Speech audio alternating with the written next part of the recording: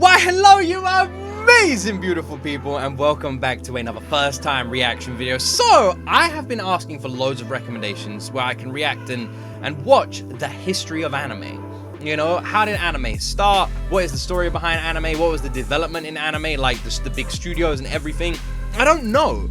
And I would love to watch like a video that explains all of that. And there is a bunch on YouTube, but it's kind of hard to find like the best ones, you know, the biggest ones, the most recommended ones. It's a bit difficult. But this one right here definitely stands out and has been heavily recommended. And that is the brief history of anime's obsession with Europe. And I'm very curious about this one because it does come highly recommended. Some part of that was right English. Yeah, a lot of people are asking me to check this one out, so let's just do it. It comes from a channel called The Soak. Huge shout out to them. The link to this video is in the description. Make sure you go watch the original video, give it a like, give them a sub, and show them some love. They're the ones who put this together. And yeah, if you got any more recommendations for stuff like this, I am super curious, so please let me know. What should I react to next? Put your recommendations down below. And yeah, I guess enough of my talking. Please like the video. Please subscribe. And we're going to be live tonight on Twitch. If you want to join me for that, link to my Twitch is in the description. We're going to be watching some anime, so come along. We're going to be starting Dan Machi tonight. So if you want to join me for that, link to my Twitch is in the description. 8:30 p.m. BST, live on Twitch, or GMT, live on Twitch, 8:30 UK time. Link to my Twitch is in the description. Watching Dan Machi for the first time. Let's jump into my first time ever reaction to a brief history of anime, the obsession with Europe. In 1974, a show called Heidi, Girl of the Alps, aired on televisions worldwide, creating an instant global sensation. Still seen as a masterpiece today, the show told the story of a young girl named Heidi, who is sent to... Also, for people who might be confused, this is mainly around the anime relationship with Europe. Not so much the creation of anime. I'm still looking for a very good video recommendation from all of you that showcases the history of anime. Live with her Put it down below in the comment Swiss section. Alps. Here, she gets up to all kinds of adventures with Peter the goat herd, her dog Joseph, and her rich friend Clara, all while squirming her way into the heart of her grumpy old grandfather, and in turn, us, the viewing audience. If you're old enough but not familiar with the show, you probably live in either the UK or the US, two of the few places that the show didn't catch on. But across Europe... I feel really called out here. I'm not old enough. That's why. That's why.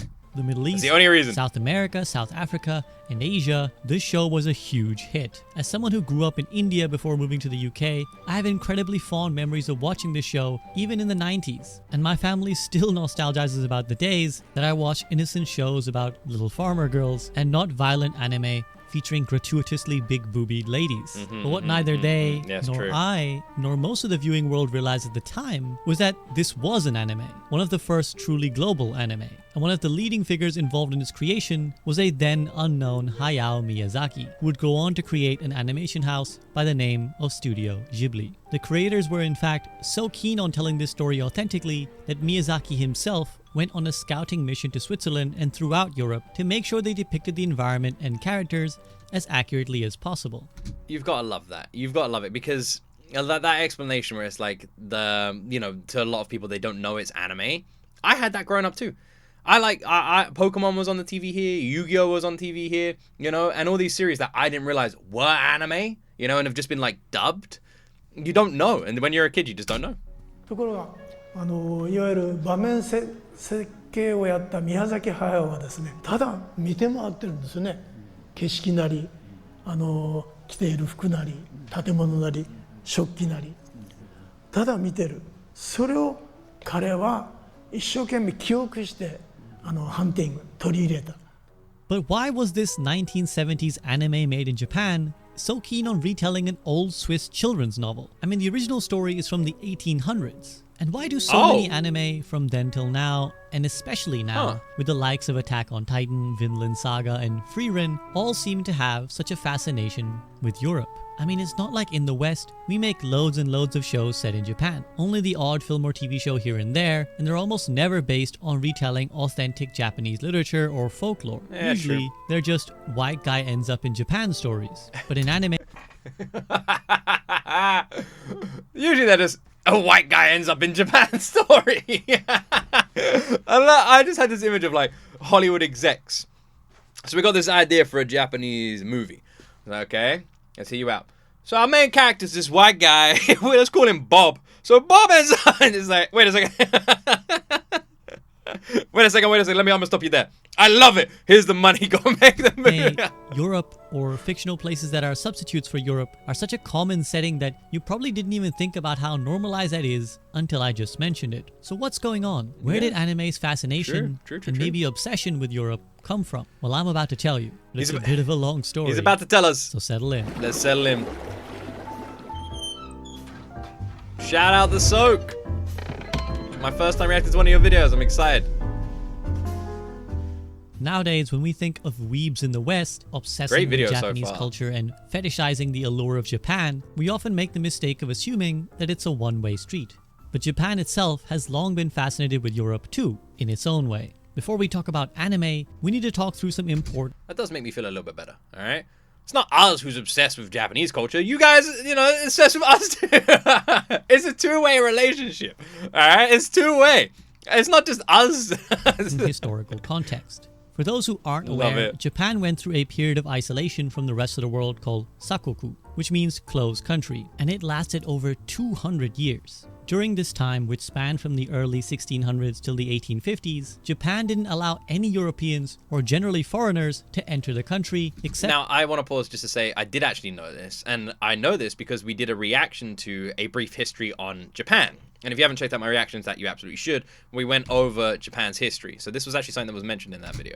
Japan didn't allow any Europeans or generally foreigners to enter the country except for some limited trade with China and Korea and one singular Dutch trading post in Nagasaki. While this was a time of great cultural growth for Japan, Sakoku ended in 1853 when the US arrived with warships and demanded that Japan open its borders and then forced them to sign the hilariously named Treaty of Peace and Amity. After this time though, in what is known as the Meiji period, Japan once again opened its borders and set about to furiously catch pace with the rest of the world, having realized just how far they had fallen behind the Western powers. With this came an influx of technology, literature, and science into Japan, particularly that from Europe. European fashion became trendy, and European culture became a point of fascination. It is in this context that a lot of Japan's prominent media developed, particularly its films and eventually comic books, or mangas. An easy mistake to make would be to assume that the Second World War is the cause of anime's fascination with Europe. But no evidence from any of the literature I read, and I've been researching this topic for like 2 months now, backed up that idea. It is an obvious conclusion to draw that Japan being allied with Germany would somehow make it fascinated with German culture, but if you stop to think about it just a little bit, you'll understand why it's not true. Germany didn't suddenly become fascinated with Japan after the World War. Why would it?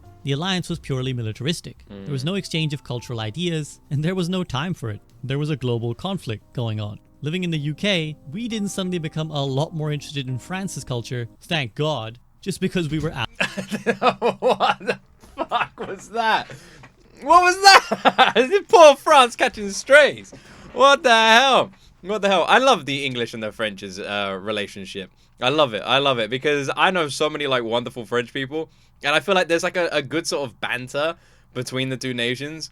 It's just the odd bell end here in the UK, and it, you know, it goes the same for every single country.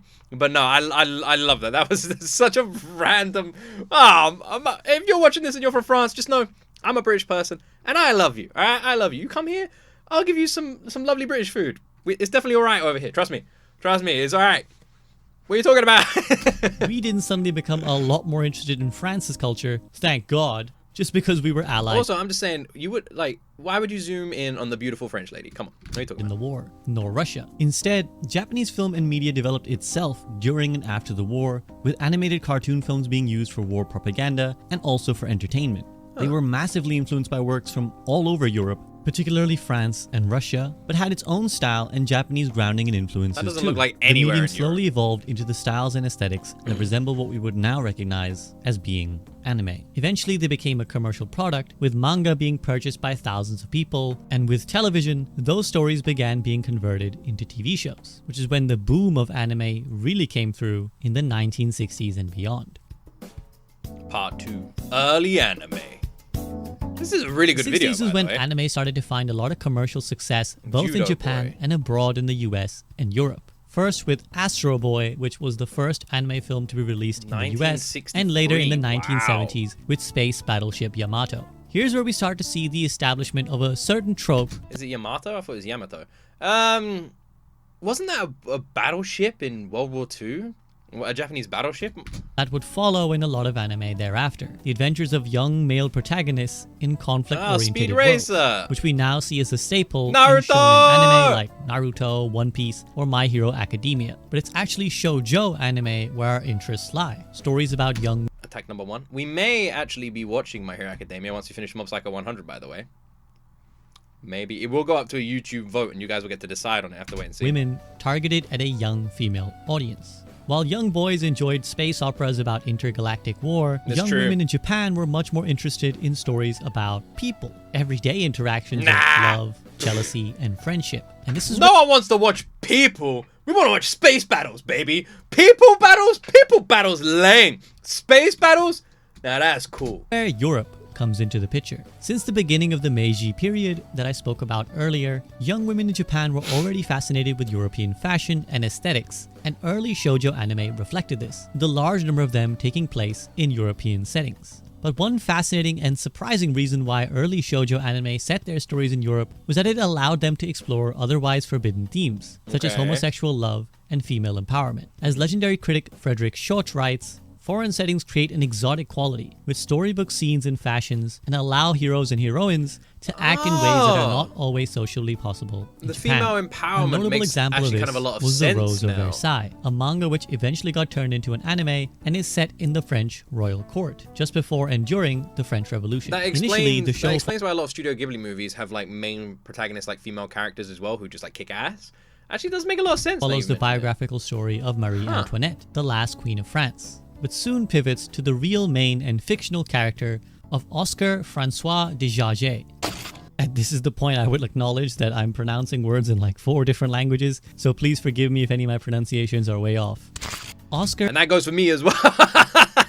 I know my pronunciations are dog shit. We're gonna forgive this guy and subsequently forgive me too. is a young woman who was raised as a boy and a soldier by her father who longed for a male heir. Oscar becomes captain of the Queen's Guard, How and dare although she openly identifies as a woman, her masculine demeanor and androgynous aesthetic create for various gender-defying and homoerotic subplots. Oscar's first romantic intertwining, for example, is with a female character named Rosalie, who falls for Oscar after she saves her life multiple times. But Oscar rejects Rosalie's advances, stating that she wanted to be in a relationship with a man, not a woman. In shoujo anime, it was very common to explore such romantic interests between women, so much so that it had its own term, Class S relationships. These were not usually sexual in their nature, but still romantic friendships between women with intensely strong emotional bonds or admiration for one another. After this failed situationship, Oscar then encounters 2 different male suitors. One who sees her only as a man, and one who sees her only as a woman, both of which prove exceedingly frustrating to Oscar, who wants to be recognized for her whole self. Eventually, Oscar falls in love with her lifelong sidekick, Andre, who is himself an androgynous figure, and by the end of the story, cuts his hair to look similar to Oscar's, and indeed, by the end of the show, they look very much alike. Yes. Oscar even describes Andre as her shadow, and the fact that they're both basically the same person is again a nod to the homoerotic elements which were a normal part of the genre. It was this ability to play with the dynamics of sex and gender which made shoujo anime so popular with Japanese girls at the time, Kind of who were reminds me able of to project Castlevania themselves a into little bit. situations they otherwise wouldn't be in. Male homosexual love, for example. Not Castlevania. What the fuck am I talking about? I've never seen Castlevania. Hellsing Ultimate. I don't know why. My brain pictured Alucard and the freaking... Is it what's Alucard's boss? Isn't it Arthur? I can't remember. But either way, I picked Alucard, and then my brain immediately went from Alucard, and I was like, yeah, Castlevania. Castlevania actually nearly became a Patreon exclusive, and my wife nearly watched it as well. I do want to watch that one was day. fairly common in shoujo anime, because the idea of men having sex was considered a lot more normal than thinking about the sexuality of women. On top of that, the Rose of... What do you mean? Women have sex? Crazy. Now, us bros, we have sex all the time. But women having sex? Now, I feel like in this statement, there's a big flaw. I feel like they didn't. I feel like, you know. Versailles was also politically very bold Bro and sex? inspiring, That's with the fine. main character Oscar becoming so disillusioned with the corruption of the French aristocracy that she joins the Republican rebels and fights to overthrow the monarchy, eventually dying in battle for the cause. These progressive and trans... By the way, this is a huge spoiler. If I ever wanted to watch this anime, which has been totally fucking ruined for me. Not that I ever would have, let's be honest. But still, massive spoiler. Progressive messages made the Rose of Versailles so popular at the time that according to critic Deborah Shamoun, when the main character Oscar died, teachers reportedly were forced to suspend classes because all the girl students were in tears. That's And amazing. one angry fan actually mailed a letter I don't mean it in a containing a mean way. razor to the artist who wrote the manga, Ikeda Ryoko. So we see here that Jesus. early on in anime, Calm the Europe fuck down. represented a foreign setting where characters could behave differently to what the norms in Japan allowed, while still speaking very much directly to Japanese audiences. This is a theme that would continue on in the 70s as we approach the era of Miyazaki. That's actually super freaking smart, you know, to create these themes In that the you can't really explore with 1970s, a Japanese new people. type That of makes a lot anime of sense. subgenre began to emerge. Smart. Series which directly retold traditional European stories. Heidi, the show I mentioned at the start of this video, was one of the pioneering works in this field, and was part of a larger series called the World Masterpiece Theater. This was a Japanese TV show which would take a classic piece of literature and spend a year airing it as a serialized anime. The series adapted everything from The Moomin of Finland to the British classic of Peter Pan, and although it was not originally part of the series, Heidi was later usurped as part of the wider umbrella of the World Masterpiece Theater. In almost all these series, Europe is shown as a magical, idyllic land where adventures can take place, and children in particular are at liberty to discover themselves and the world around them. It's very If true. you're It's wondering exactly what why it's this like was here the in case, critic Kobus found Literally right now outside of my window, there's like 4 dragons, which is actually a slow day. Usually there's like 9 or 10 at least. It's rare to not have a day where it goes into double digits. But yeah, there's 4 dragons right now. I see 2 red ones, a purple, and a green one up there. Yeah, and of course, yeah, the wizards are fighting them. They're quite far away, so you can't hear it at the moment right now. Yeah, classic wizard. Which wizard is it today? I can see 2 wizards up there. Alright, that's the wizard Flabagoosh and the wizard Babagoosh. Alright, yeah, they're cousins. That's why they got similar names. Yeah, no, they're fighting the dragons now. A 4v2 wizard fight is pretty common, you know. The wizards are very powerful here in England. Yeah, no, it's classic. Oh, shit. Oh, and there goes the king. There goes the king, yep, on his horse. Yep, he's waving. Yep, yeah, there he goes. Yeah, nah, classic England, man. Van Staden summarizes it well. There are very few anime depictions of contemporary Europe. Mostly, Europe is treated as a changeless Ruritania, where the use of historically European detailing and landscapes designates the setting as beautifully past. What Van beautifully Staden is past. saying here is that for anime, Europe becomes an almost fantastical, fictional land, trapped in that era when cutesy little villages were tucked away in some lush green part of the world, Very true, away yeah. from the corruption of the modern industrial age and the evils that come with it. I feel like This England also followed in the maybe footsteps doesn't really of follow classic this European much. literature and the trend of Bildungsroman, which means coming-of-age stories, in the vein of what Charles Dickens wrote, where children confront a cold adult world and learn lessons meant to teach the viewing or reading audiences valuable life lessons. On top of that, the European setting allowed filmmakers to tell a different kind of story, unlike the kinds stuck. currently being Leave him. told to Japanese audiences at the time in more action-oriented What's the vehicle anime. thing behind? Speaking on his time working on Heidi, Heidi's Hayao got, like, at the back Miyazaki there. wrote that we wanted to create a work for children that wasn't frivolous, and we wanted to break away from the compromised and slapdash television animation shows of that time. In fact, this desire was so strong that it actually ended up taking the animation company that made Heidi, Zuio Aizo, and ended up running it into the ground financially. Oh. Heidi's animators were so determined to make sure that there was lasting quality in every cell and every second of animation that they spent way more time making each episode than was the norm for the industry. Miyazaki refers to making Heidi in a year-long state of emergency and said that it was the lessons that he learned from making the show that pushed him away from television and towards films.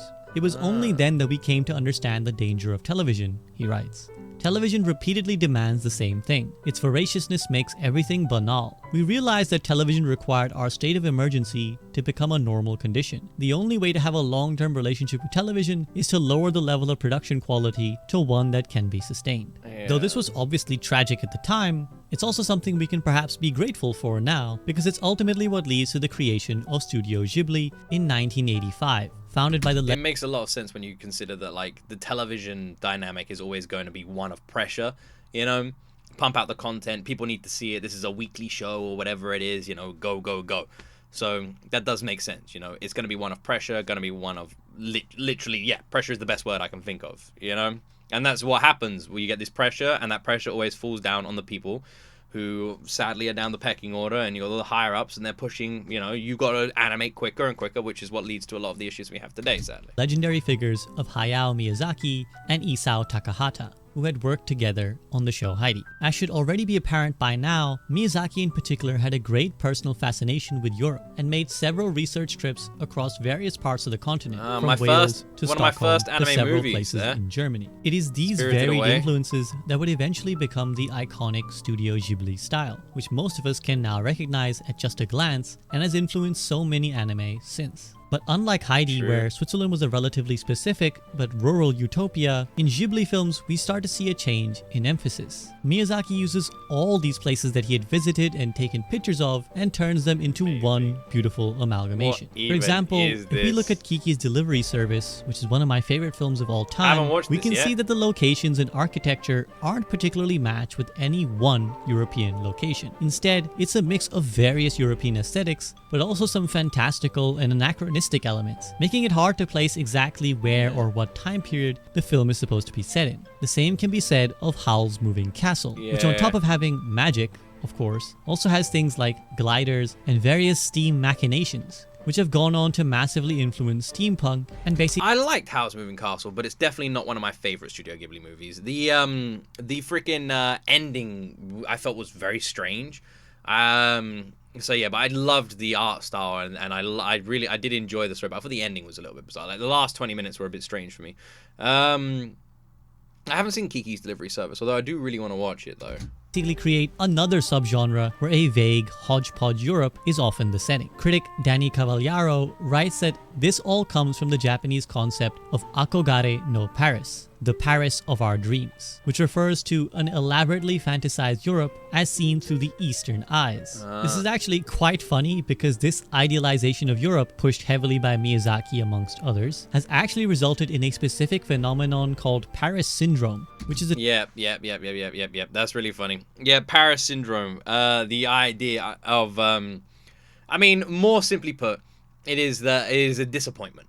Of the image of something in your mind not living up to it when you see it in person. And this is how people describe Paris, the Paris syndrome, where it's like you have this fantasized amazing image in mind, and when you go see it, you're like, oh, okay, it's not what I imagined it would be.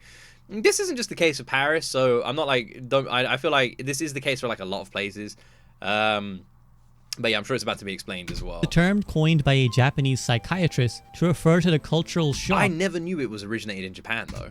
That tourists, particularly Japanese and other Asian tourists, feel when they turn up to Paris and realize that it's not at all as magical as they imagined it to be. And apparently, it can cause quite severe mental health problems. Oh. But going back to Ghibli films, we can see again the use of Europe as a fantastical, exotic setting, which allows for new... I've been to France once in my life. And I felt like everyone was lovely and friendly and very welcoming until I went to Paris. Because I had to travel, because we got a ferry, and then we had to travel from, I can't remember what village it was, but we traveled from a village, which was lovely. We spent a lot of time in this little village on the coast, and everyone was very lovely there. We spent loads of time in this cafe, and as British tourists who couldn't speak French, everyone was very welcoming and friendly and nice. And and it was really nice. I remember...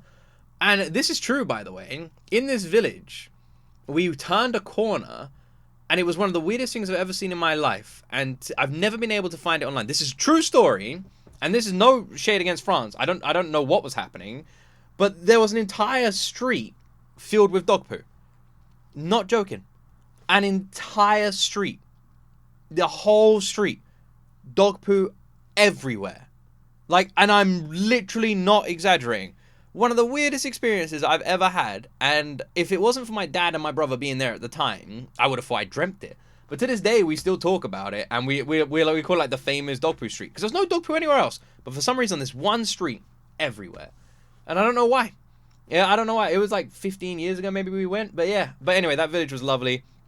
I just thought I'd share that random story. Everyone was really friendly. When we went into Paris, a little bit less so, and I imagine it's because they just deal with tourists who can't speak their language all the time, so you're going to be a little bit annoyed, you would be, but I still really enjoyed it. I thought it was beautiful. Like the Eiffel Tower we went to at nighttime, and I remember like seeing the like spotlight on the top spin around through like the fog of night made me feel like I was looking at a scene from Sky Captain and the World of Tomorrow. You know, it was just stunning. How many of you have seen that movie?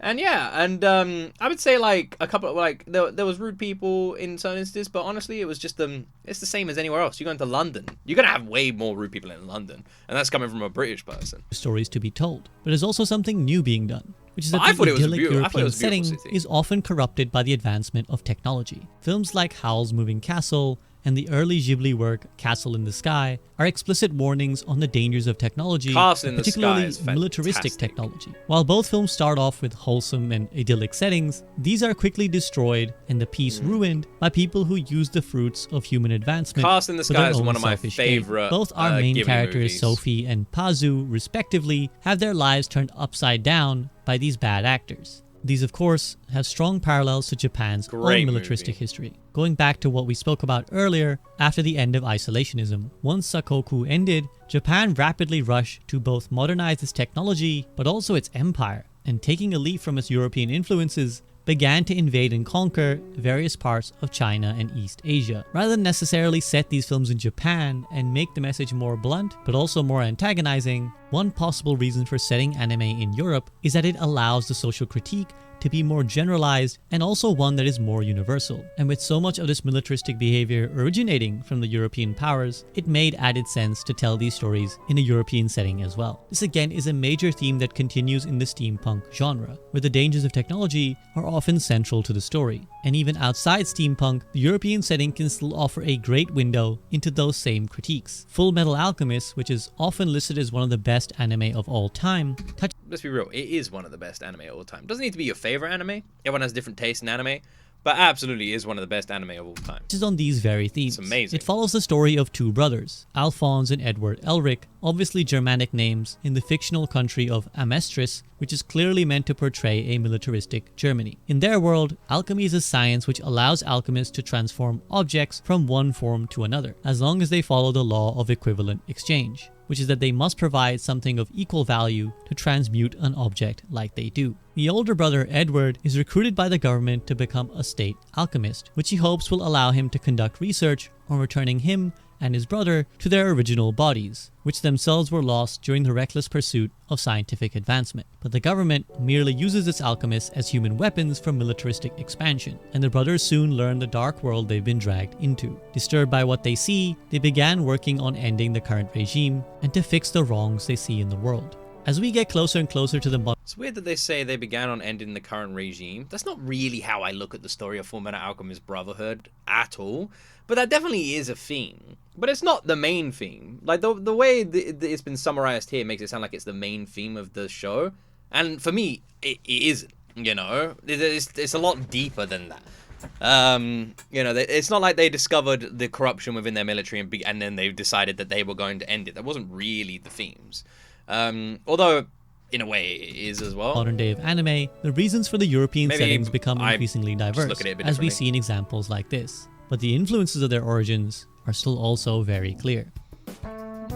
Part 4, the modern age of anime. Alright, this is where I should start recognizing Nowadays, a we bunch. live in an era where the world is much more globalized and easy to access. Although I do the know a absolute bunch of the Studio domination Ghibli of the movies 'cause we internet watch them over on our Twitch lives quite a lot. and the ability to travel across the world so much more freely has done a lot to demystify Europe to Japan and vice versa. So accordingly, representations of Europe has started to become even more common, though they still follow a lot of the same inspirations we've spoken about already. Let me break down some of the different kinds. Let's We see see. the rise of anime like the Vinland Saga, which is a beautiful exploration of violence, slavery, and the evils of war. The anime is set mostly in England and Denmark, but is also an historical account of the real events of the Danish conquering of England. It features real characters like King Canute and Thorfinn, but takes creative liberties with the specifics of their stories. The show plays with all the various traditions we've just spoken about in this video. Much like Miyazaki's works, the European setting in the Vinland Saga allows for scathing critiques of armed conflict and dehumanization, but it also I will say, the whole reason a lot of people wanted me to react to Vinland Saga was because of my knowledge and love of Vikings. I am a fucking huge fan of Vikings and the story of Vikings, and I've watched many TV shows around Vikings and history documentaries around Vikings, and even in the UK we had like classes around 1066 and the Battle of Hastings and the formation and fall of the Vikings and the relationships in England, because in our history classes in England are quite like heavy. So I'd say history is a very like heavily taught subject here in England. And then even on top of all of that, going to Norway and then going to the Viking Museum in Norway and everything like that, there's a lot of love in this house for the history of Vikings. So when I finally watched Vinland Saga, I went into it with all of this pre-knowledge that I had, which isn't as much as like a professional person or anyone who properly understands Vikings, but hopefully a little bit more than average. Went into it, and I have to say, the anime is fucking amazing. It's fucking amazing. It deviates in that it is very much concerned with the realism of where it is set. Europe is not a fantastical, magical land, but rather a brutal and unforgiving place where murder, war, and slavery are all commonplace. That's what I meant earlier when I said maybe like the rest of Europe, but not here in England.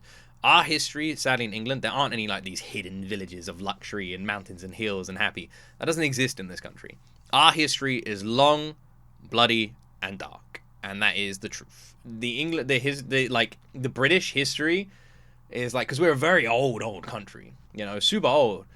And with the age comes the violence. The oldest countries in this world have been around for a while because of their violent tendencies. And yeah, so they're not wrong in what they're saying here. There are real world events that the story has to incorporate and stay true to, so it doesn't play loose with those aspects. In this regard, it's much more like The Rose of Versailles. It's inspired in equal parts by real Norse folklore, but also just the author Makoto Yukimura's personal fascination with the culture.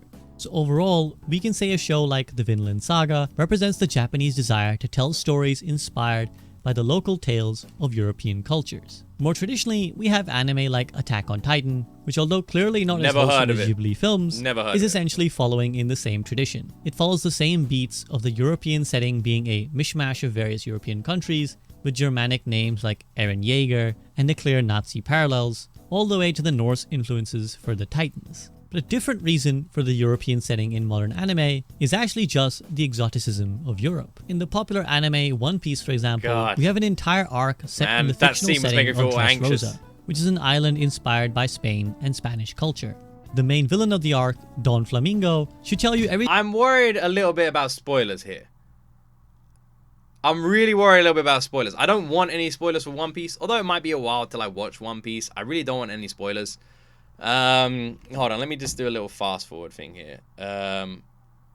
Okay, it looks like it comes off of it quite quick, so we should be alright. Alright, we should be alright. Everything you need to know just by his name, which is inspired by the Spanish epic novel Don Quixote. There's even depictions of paella and flamenco dancing. But here, we still see the general mixing of European aesthetics, with an important part of the Dressrosa arc taking place in a Colosseum, which is of course Italian in origin. So sometimes, it's no deeper than just Europe being a fun and exotic place to set an anime in. Finally, we have something which is actually relatively new in terms of reasons for European influence. No spoilers, video games. A vast number of anime are set in a European medieval world of adventures and quests. Whether that be digital, like in Sword Art Online, or real, like they are in Frieren Beyond Journey's End. This one is fairly simple to explain, so I'll keep it short. In that the reason so many video games take place in this kind of setting is that they're all drawing inspiration from Dungeons and Dragons, which is the foundational point of role-playing games, particularly video games. Flynn? If you want to see that topic covered actually, I have another video I made about it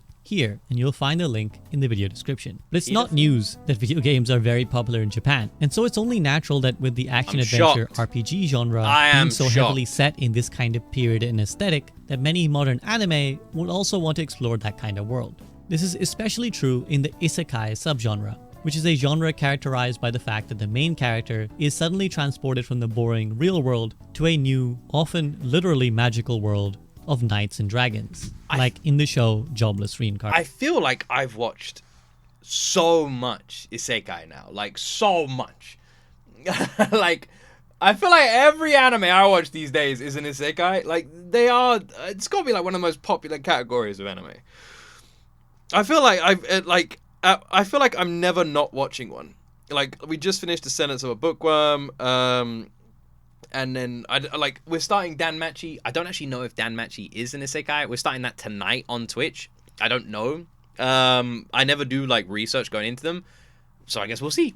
Carnation, which features a protagonist who lives in modern-day Japan as an incel-type loser and is deeply unsatisfied with his life. But one day, it's funny how it's so fucking funny. Now I think about it, how every single one of these isekai stories always starts with they were jobless and at home and a loser and no one liked them and they had no friends. And then they became the shit. Yeah. And then people are watching like, interesting. When he ends up in an accident and thinks he's died, he actually ends up waking up in a magical European world full of adventures and monsters. They just called it jobless ring. Okay, all right, okay. And here, he's given a second chance at life. And as we've established, what better setting for a second chance in a magical place than the Europe that anime loves? Fuck me, man. Mushoku Tensei is amazing. But this has been a long one of the video, best isekai I've and seen. an even longer personal journey for me to investigate something. You know what's hilarious is no one would be able to guess what anime So this has been a long video.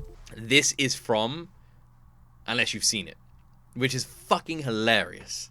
And an even longer personal journey No for one me will to be able to investigate guess that. something that's been on my mind for a long time. Namely, why so many anime are set in Europe. Ultimately, the relationship is complex and has a long history and origin, which hopefully I've done my best to elaborate on. You did But obviously amazing. has far more Great, steps along the I had way a than lot I of have fun the watching time to this. get into, or even the resources to investigate. On top of that, something I haven't mentioned yet is the commercialization of anime. Ever since anime started becoming TV products and potentially sold to European markets, its relationship with Europe became obviously more involved. It makes sense that if you're making an anime and you want it to have a more global appeal, that you might set it in Europe or borrow from European aesthetics to make the show more watchable to Western audiences. But how much we should read into that is a matter of heated debate between academics. Speaking of, I want to specifically shout out the academic article by Oscar Garcia Aranda and the mammoth book by Jonathan Clements called Anime A History, both of which were amazing resources for research for this video, and I'll be providing all my references in the video description. In my mind, there's a fairly clear line running through the development of anime's relationship with Europe,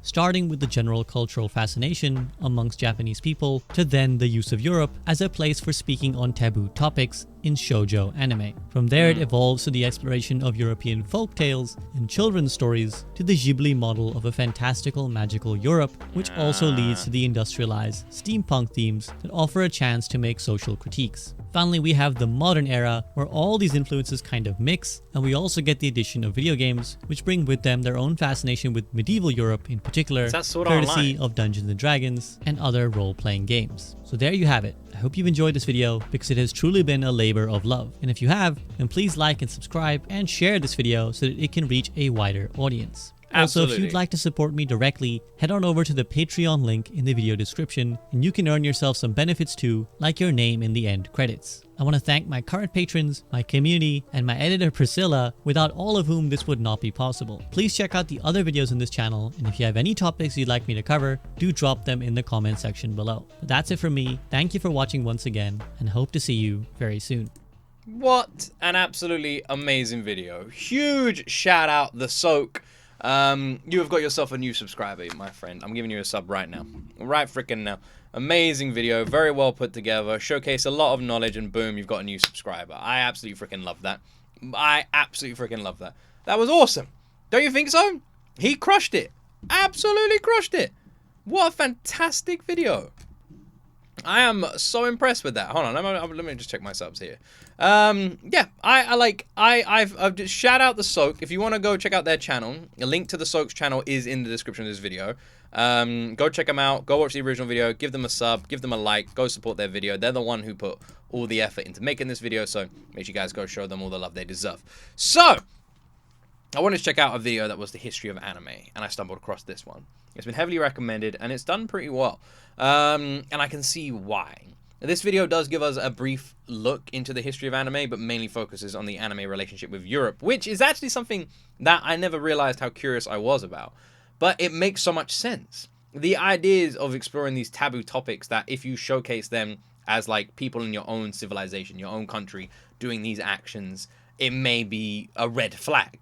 But if you go to another country and citizens of this other country are committing these acts and are doing these things, then it's fine, because you're just showcasing what other countries are doing. And that idea of exploration of these sort of taboo topics is actually genius and a really good idea at doing that, which I never even considered. So I love that. It's not something I even thought of, but it makes so much sense when it's highlighted like that.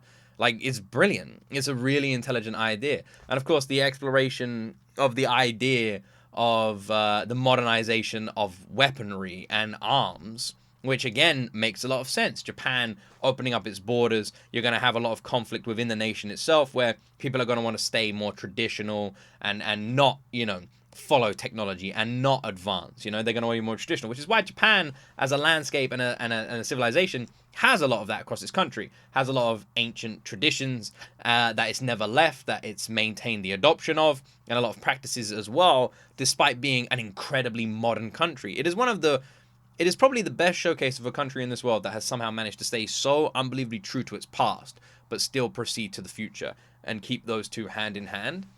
And I feel like Japan does that amazingly, and we sort of see why. And anime exploring that, you know, with the modernization and the advancement of its military being showcased as this thing in Japan, taken away from its nature and its traditions, and seeing that sort of like that pull here, but instead of talking about it in Japan, they take it and put it in another country and sort of showcase it there. That way it's fine to talk about. Again, very smart. I had no idea about any of this, and I felt like it was fascinating to watch. It was brilliant. And I got a brief history of anime as well in here. I want to check out a full video that just explains the full history of anime. So if you guys got any amazing recommendations, please put them down below. But this was a fantastic video. I really enjoyed it, and I hope you guys enjoyed my reaction to it. And please go support the Soak. Link to their channels in the description. Wow, I loved this. Amazing video. Awesome. I hope you guys liked it with me. If you did enjoy the video, please give the video a like. And please press that subscribe button as well. And like I said, I'll be starting a brand new anime tonight on Twitch at 8:30 BST or GMT. Either way, it's 8:30 UK time. And we'll be watching Dan Machi. So come along, hang out on Twitch. Link in the description. Have an amazing day, an amazing evening. And as always, my friends, you will see me in the next video.